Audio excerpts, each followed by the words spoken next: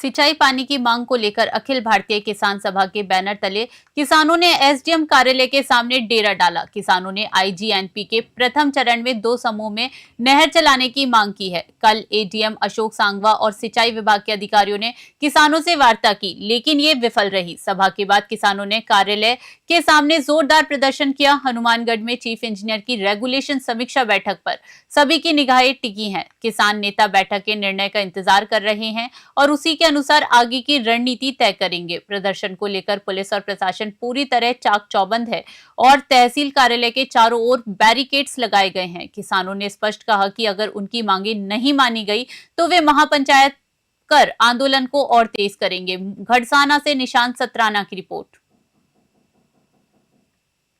जी हाँ, इस समय आप देख सकते हैं सिंचाई पानी को लेकर लगातार धरना प्रदर्शन किया जा रहा है। मांग की जा रही है कि सिंचाई पानी मिले। कल एक महत्वपूर्ण मीटिंग होती है, उसमें क्या कुछ मुख्य रूप से निर्णय निकलते हैं, उसमें प्रधान जी भी शामिल होते हैं। तमाम चीजें आज समझना चाहेंगे। किस रुख की ओर ये मीटिंग गई, किसानों को कितना पानी मिलेगा, तमाम चीजें आज आपके सामने हैं। आपकी प्रतिक्रिया इन बातों पे जरूरी आनी चाहिए कि किसानों को असल में क्या कुछ मुख्य रूप से कितना पानी चाहिए और किस प्रकार की स्थिति में पानी चाहिए। प्रधान जी, सबसे पहले बहुत बहुत स्वागत है आपका। थैंक यू साहब, आपका भी बहुत बहुत धन्यवाद जी प्रधान जी, सबसे पहले समझना चाहूंगा, कल आप मीटिंग में शामिल हुए, क्या कुछ मुख्य रूप से मीटिंग में निर्णय निकला और क्या कुछ किसानों की ओर रुख निकला?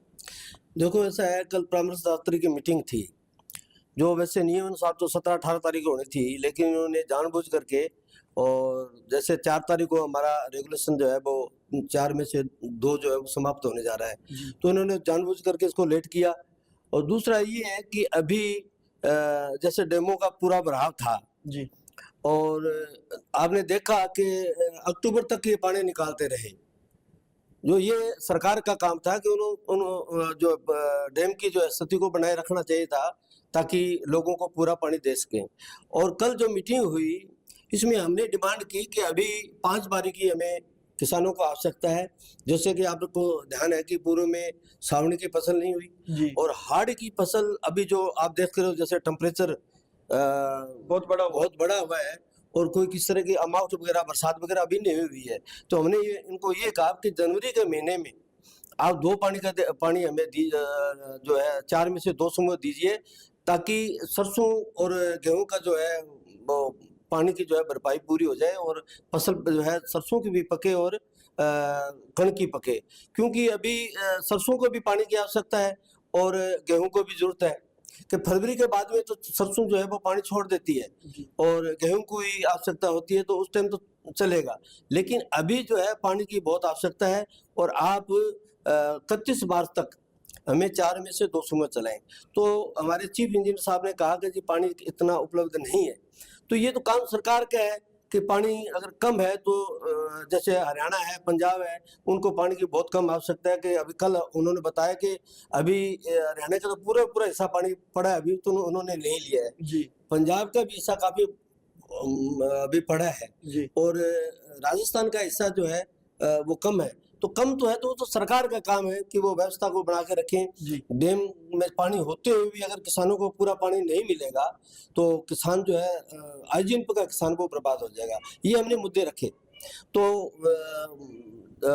चीफ साहब ने तस से मस नहीं हो, उन्होंने कहा कि नहीं, मैं तो 3 समूह में जो है 3 में से 1 समूह में पानी चलाऊंगा, जिसका हमने पुरजोर विरोध किया। आपने देखा होगा, हम धरने पर भी बैठे। जी, ठीक है। उसके बाद में दूसरी बार वार्ता के लिए हमें बुलाया, तो उन्होंने ये कहा कि मैं सरकार से बात करता हूं। और दूसरा ये है कि इन्होंने कभी भी कृषि विभाग से पानी की आवश्यकता के आंकड़े नहीं लिए। तो वहाँ कृषि विभाग से भी ज्वाइंट डायरेक्टर साहब आए हुए थे, उनको भी हमने बुलाया, भी आप हमें इनको बताइए जी, अभी पानी किसानों के कितने पानी की आवश्यकता है, कितना टेम्परेचर है और इस ऐसे हालातों में क्या फसल पक सकती है। तो ज्वाइंट डायरेक्टर साहब ने भी ये बताया कि जी अभी किसानों को पानी की आवश्यकता है, टेम्परेचर ज़्यादा है और इस तरह से पानी चाहिए।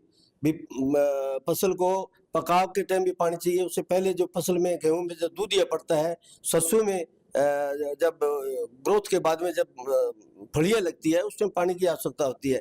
तो वो अगर नहीं मिलेगा तो कृषि विभाग ने भी स्वीकार किया कि पानी नहीं मिलने की वजह से आईजीएनपी की जो फसलें हैं वो बर्बाद हो जाएगी। तो ये अभी जो वार्ता हुई है वो कल की वार्ता जो विफल रही है, और उनको हमने चेतावनी भी दी है कि किसान 2004 बार आंदोलन नहीं कराए। हम भी नहीं चाहते कि आंदोलन हो, किसान जो है वो सड़कों पर आए, और अगर आपने पूरा पानी नहीं दिया तो किसान सड़कों पर आ जाएगा, और आपकी जो हालात है वो बहुत बुरी होने वाली है। किसान सरकार उससे पहले जागे और जो किसानों की आवश्यकता अनुसार पानी दे। नहीं देंगे तो जो संभाविक है कि किसान बर्बाद होता अपने आप को सहन नहीं करेगा और वो सड़कों पर उतरेगा, जिसकी जिम्मेवारी सरकार की होगी। प्रधान जी, जिस प्रकार देखा कि उपखंड मुख्यालय के समक्ष पड़ाव डालना, डेरा डालना इतनी सर्दी में किसानों के लिए बेहद बहुत मुश्किल हो जाता है, लेकिन फिर भी ये अक्सर जो बीच के आंकड़े हैं वो सरकार समझ क्यों नहीं पाती? अक्सर किसानों को हर बार आंदोलन क्यों करना पड़ता है? देखो, ये तो सरकार की जिम्मेवारी है, चाहे सरकारें कोई आए, लेकिन उनको ये तो ध्यान रखना पड़ेगा कि जो आईजीएनपी का जो 80% हिस्सा है, इलाका है, जो खेती पर निर्भर है जी। और आप ये तो हमेशा पूरे हमारी सरकारें भी ये कहती है कि गंगानगर और हनुमानगढ़ वो धान का कटोरा है जी।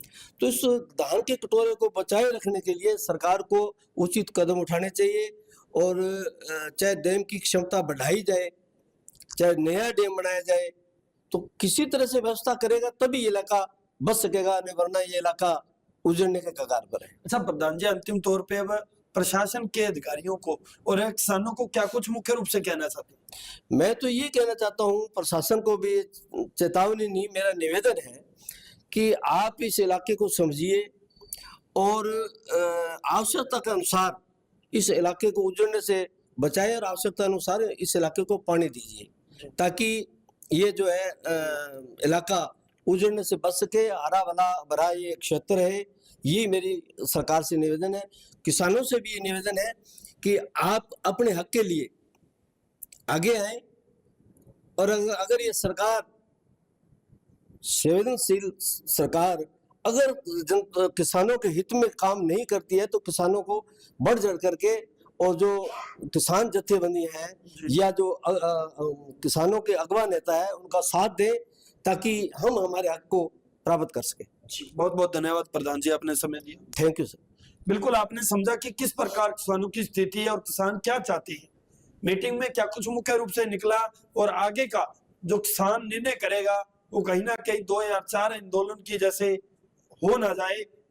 हम भी निवेदन करेंगे कि जितने भी इलाके के जनप्रतिनिधि हैं किसानों को कहीं ना कहीं हक दिलाने का प्रयास करें, पार्टी को छोड़कर किसानों के साथ लगे, क्योंकि किसान इस समय आप देख सकते हैं कि बड़े मुसीबत में है। किसानों के साथ जो हो रहा है, आप दरअसल देखते हैं कि किसानों के ऊपर अक्सर राजनीति होती है, लेकिन अब की बार एक बैनर के नीचे आंदोलन लड़ा जा रहा है। आंदोलन में क्या कुछ निर्णय निकलता है भविष्य की गोद में। तब तक आप जुड़े रहे न्यूज़ 21 से। कैमरा सोगी मनोज जोड़ के साथ निशांत सुराना।